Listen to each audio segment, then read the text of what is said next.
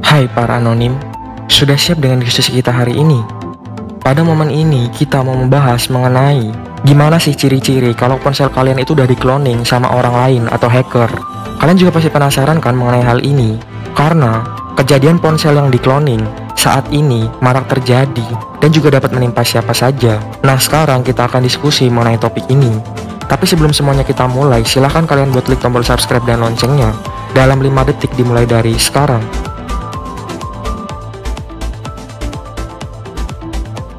Oke, terima kasih yang udah klik tombol subscribe. Sekarang ayo kita eksekusi. Siapa sih yang nggak punya ponsel di zaman sekarang?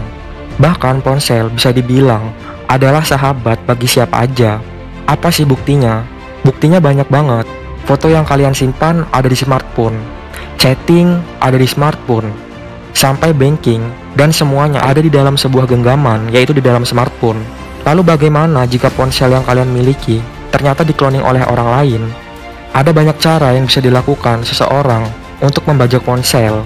Diketahui sebagian besar ponsel saat ini memiliki kartu SIM dengan nomor email yang dilindungi oleh kode rahasia yang mencegah hal-hal yang tidak diinginkan. Tapi jika ada seseorang yang dapat mengeluarkan SIM dari ponsel kalian dan menempelkannya di SIM card reader selama beberapa menit, mereka dapat menyalin semua kredensial pengenalnya untuk dimuat dalam sebuah SIM kosong alias di-cloning. Nah, ngeri banget kan? Tapi tenang, seenggaknya kalian bisa mewaspadai ciri-ciri berikut untuk mengetahui apakah ponsel kalian di-cloning oleh seseorang atau enggak.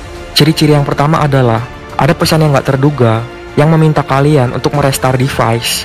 Ini adalah tanda pertama bahwa ponsel kalian atau SIM kalian akan dibajak oleh orang yang nggak bertanggung jawab. Jika kalian melakukan restart, perangkat akan memberikan celah bagi penjahat untuk mulai proses cloningnya. Jadi kalian harus waspada kalau ada pesan yang masuk yang memerintahkan kalian untuk mengcloning device kalian. Siapa tahu pesan yang dikirimkan kepada kalian itu dikirim oleh seorang hacker. Ciri yang kedua adalah ada pesan atau panggilan yang tidak dikenali. Tanda lain yang semakin jelas yakni ada jejak telepon dengan nomor internasional yang tidak pernah kalian lakukan. Bisa jadi telepon atau pesan itu dilakukan oleh seorang hacker untuk melakukan kejahatan atau proses cloning pada perangkatmu. Ciri-ciri yang ketiga adalah nggak ada pesan atau telepon yang masuk sama sekali. Nah, kalau ciri-ciri ini berlawanan sama ciri-ciri yang sebelumnya.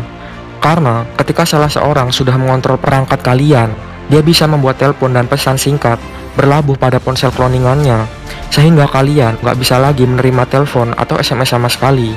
Nah, untuk ciri-ciri yang terakhir adalah lokasi perangkat berbeda pada Find My Device. Dengan memakai fitur Find My Device, kalian bisa mencari atau mengetahui di mana perangkat kalian berada. Jika ponsel kalian berada di lokasi yang bahkan tidak pernah kalian kunjungi, ini adalah tanda yang harus kalian waspadai. Nah, sekarang pertanyaannya, bisa nggak sih kita mencegah agar ponsel kita itu nggak di-cloning sama orang lain? Ternyata bisa. Cara termudahnya adalah dengan merahasiakan nomor email, nomor ISN, atau MIID, dan tidak memberikannya ke siapapun. Jangan pernah mengirimkan nomor ini kepada sembarangan orang, atau menginputnya ke dalam situs web yang tidak dipercaya. Contohnya adalah, ketika kalian ingin mengecek nomor email ponsel kalian, apakah ponsel kalian ini resmi atau black market, usahakan kalian tuh lakukan pengecekannya di situs resmi yang ada di database Kemenperin, dan jangan lakukan di situs yang nggak dipercaya. Dan juga yang harus kalian perhatikan adalah, waspadai setiap pesan atau izin yang muncul di ponsel, yang terkadang tuh mirip pop-up, dan perhatikan opsi yang ada.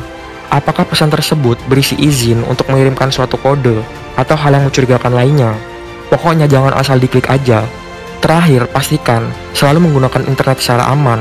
Jangan asal mencet link yang nggak kamu yakini atau meragukan. Dan jangan sembarangan memberikan ponsel kepada orang lain.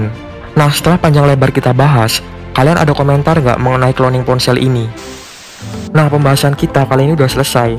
Sekarang giliran kalian buat klik tombol like dan komen di bawah ini untuk meneruskan atau meluruskan materi ini. Dan jangan lupa untuk klik tombol subscribe-nya juga, biar kita bisa diskusi dan ngobrol-ngobrol di video lainnya. Sampai jumpa di video berikutnya.